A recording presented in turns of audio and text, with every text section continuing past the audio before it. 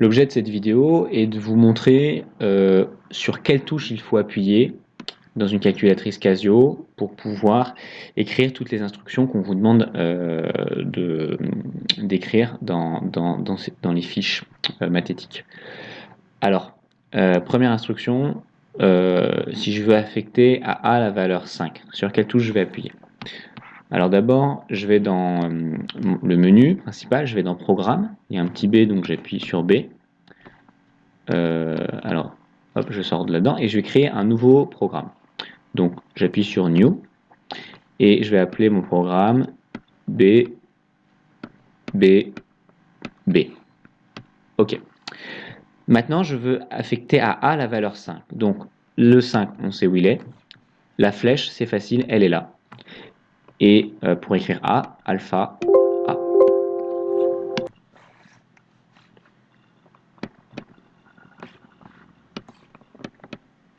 Voilà.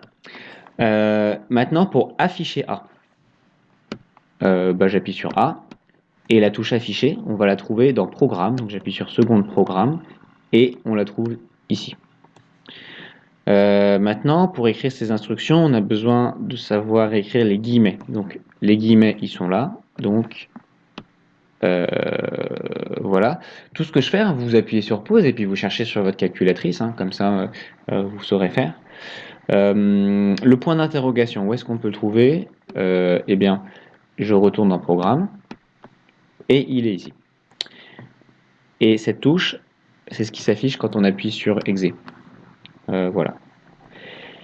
Ensuite, il y a la fonction int qui permet d'avoir le quotient de la division euclidienne. Alors int, je vais le trouver en allant dans Options et en allant dans Num. Et il est ici.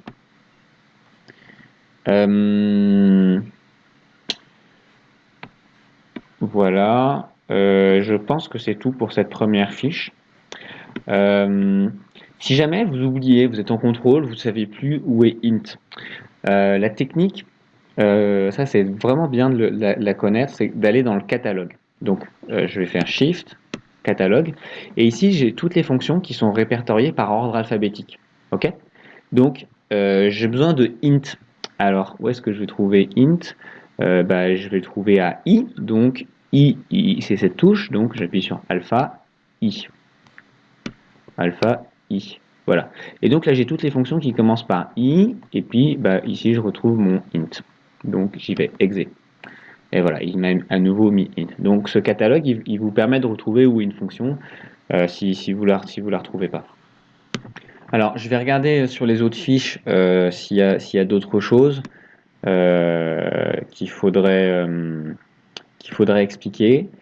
Et en fin de vidéo, je vous expliquerai un peu la logique de où sont rangées les différentes choses, pourquoi il y a des choses qui sont dans Programme, pourquoi il y a des choses qui sont dans Options, quelle est un peu la logique, comment les choses sont triées, donc en fin de vidéo. Programmer l'instruction conditionnelle. Donc sur Casio, on peut avoir besoin de if, then, else. Alors if, then, else, vous allez les trouver dans Programme. Pardon.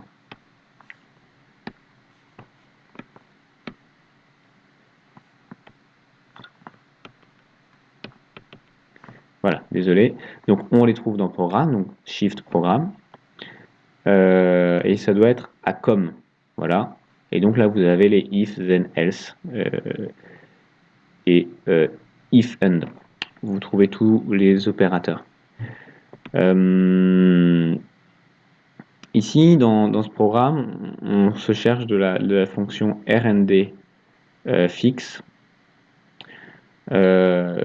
Si vous ne savez pas où est RND fixe, donc RND fixe affecte assez la valeur arrondie à l'unité de B, c'est cette fonction-là. Vous retournez dans le catalogue, Shift, catalogue, et vous cherchez à R, donc alpha R,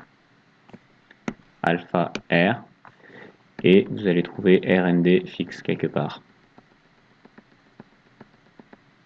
Voilà, il est ici.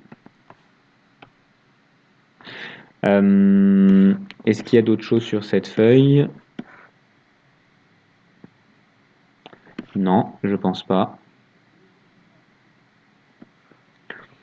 La fonction disp. Ah non, pardon, on est sur TI. Ok, on regarde la dernière feuille. Donc ici, on a des instructions while et while end. Alors pour les trouver, on retourne dans programme.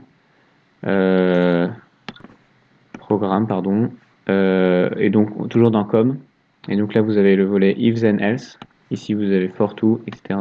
Et ici, vous avez while end et do.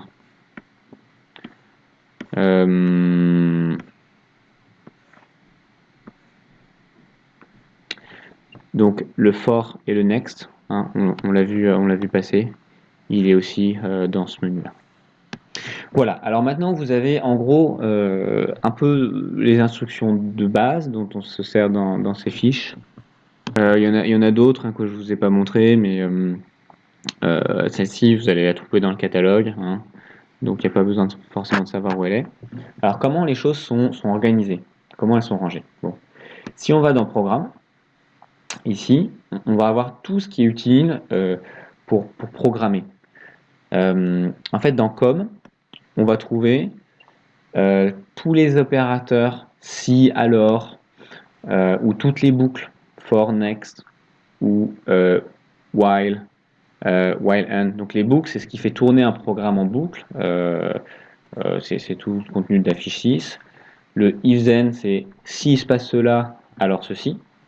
Donc voilà. Le menu com, c'est tous ces opérateurs, soit les boucles, soit les if then. Dans le menu contrôle, je pense qu'on en aura à peu près jamais besoin. C'est des choses pour arrêter le programme, pour mettre en pause le programme. Dans le menu Jump, pareil, je suis pas sûr qu'on en ait vraiment l'utilité. Les fonctions goTo, c'est par exemple, vous avez effectué plusieurs instructions, et puis vous voulez que le programme réexécute la ligne 5, vous pouvez lui dire de retourner, enfin, pardon, réexécute la première ligne, vous pouvez lui dire de retourner ici. On s'en servira sans doute pas beaucoup. Le point d'interrogation et l'affichage, on les a vus. Claire, c'est tout ce qui va être l'affichage. Donc afficher un graphe, afficher du texte. Euh, euh, Disp, ça va être d'autres fonctions que je connais pas trop. Rel, ici vous allez trouver tous les opérateurs. Égal, différent de, supérieur. Donc par exemple quand vous avez une condition ici, vous avez while n inférieur à 10, donc tant que n est inférieur à 10, et ben le inférieur, vous allez le trouver ici, par exemple. Et les IO, ça veut dire input, output. Input, ça veut dire rentrée, output, ça veut dire sortie. Donc, c'est pas des opérateurs dont je suis très familier, donc je pense que vous n'en aurez pas beaucoup besoin. Les deux points, on en a besoin sur certains programmes. Je suis pas sûr qu'on s'en serve beaucoup non plus.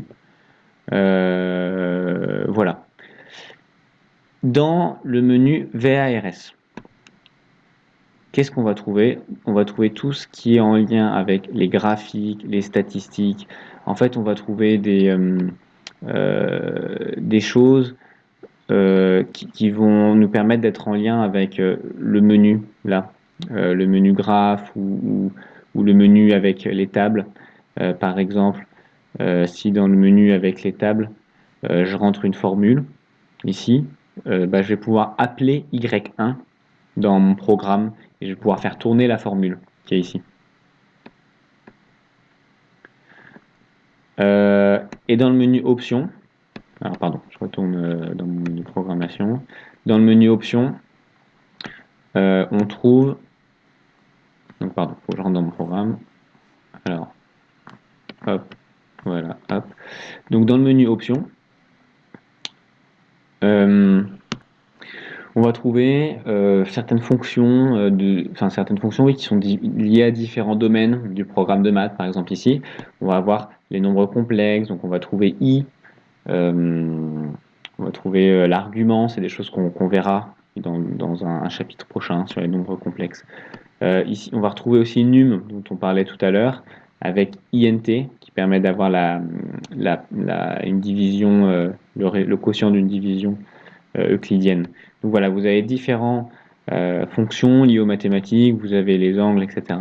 Mais en général, on n'ira pas jusqu'à ce niveau de détail dans les exercices. Ce dont vous aurez beaucoup besoin, c'est le second programme, euh, tout ce qu'il y a dans ces menus-là. Faut savoir un peu où ça se trouve. Et puis, de toute façon, si vous ne savez pas, vous allez dans Shift, Catalogue, et puis là, vous pouvez tout retrouver.